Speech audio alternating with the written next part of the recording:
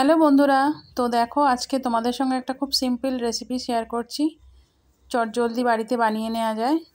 তো ঘরে কিছু সবজি ছিল, ফুলকপি, গাজর, বিনস, সেগুলো দিয়ে আমি সিঙ্গারা বানিয়েছি।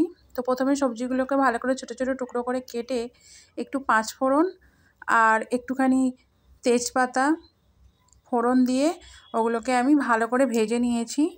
তারপর ওর মধ্যে আমি দিয়েছি হলুদ গুঁড়ো, লঙ্কা গুঁড়ো, জিরে গুঁড়ো দিয়ে নুন, চিনি দিয়ে ভালো করে ওটাকে কষে নিয়েছি। একটু আদাও গ্রেট করে দিয়েছিলাম, কাঁচা লঙ্কা কুচিটাও দিয়েছিলাম। যখন এগুলো ভালো করে কষা হয়ে গেছে, আমি ওর মধ্যে দিয়ে দিয়েছিলাম আলু সেদ্ধ। যেহেতু আমি বাড়িতে বানিয়ে চটজলদি খাওয়া, তাই আমি এরকমভাবেই বানিয়েছি। তোমরা আরেকটু ভালো প্রসেসে বানাতে পারো। তবে খেতে এত টেস্টি হয়েছিল বলতে পারবো না তোমাদেরকে, দারুণ হয়েছিল। তো দেখো এখানে আলু সেদ্ধ করে রেখেছিলাম, সেই আলুটাকে আমি জাস্ট হাতে করে স্ম্যাশ করেই দিয়ে দিলাম।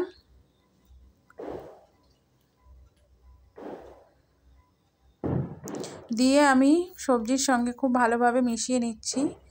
আর ওপর থেকে জাস্ট একটু কসুরি মেথি ছড়িয়ে দিলাম, কারণ এতে সিঙ্গারার গন্ধটা খুব সুন্দর আসে। তো আমার সবজি প্রায় রেডি হয়ে গেছে।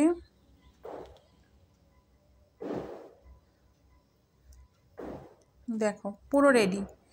এবার এটা ঠান্ডা হতে রেখে দিয়ে আমি ময়দাটাকে ভালো করে মেখে নিয়েছি। একটু কালো জিরে আর একটুখানি জোয়ান দিয়ে।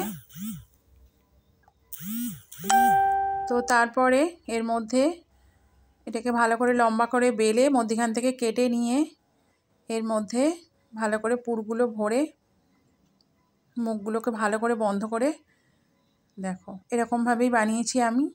তোমরা চাইলে অন্যরকমও বানাতে পারো, বা এরকম একটু জল লাগলে খুব ভালো মানে জুড়ে যেত এগুলো, কিন্তু আমারগুলো ঠিকঠাকই ছিল, খুলেও যায়নি খুব একটা। তো দেখো ছোট ছোট সিঙ্গারা, খুব বেশি বড় দোকানের মতন হয়নি, ঘরে যেহেতু বানানো হয়েছে তাই ছোট ছোটই। তো অনেকগুলোই হয়েছিল। এবারে আমি কড়ায় তেল গরম করে, তেলটা অল্প গরম হয়েছে তার মধ্যেই আমি দিয়ে দিয়েছি। আর গ্যাসের ফ্লেমটা একদম কমানোই ছিল, তখন আমি সেরকমভাবে ভেজেছি, কারণ খুব বেশি ফ্লেম থাকলে আবার তাড়াতাড়ি লাল হয়ে যাবে আর খাস্তা ভাবটা আসবে না। আর আমার সঙ্গে আমার মেয়েও আমাকে হেল্প করছিল। তো দেখো আস্তে আস্তে ভাজা হচ্ছে। এই যে আমাদের সিঙ্গারা পুরো রেডি সার্ভ করার জন্য।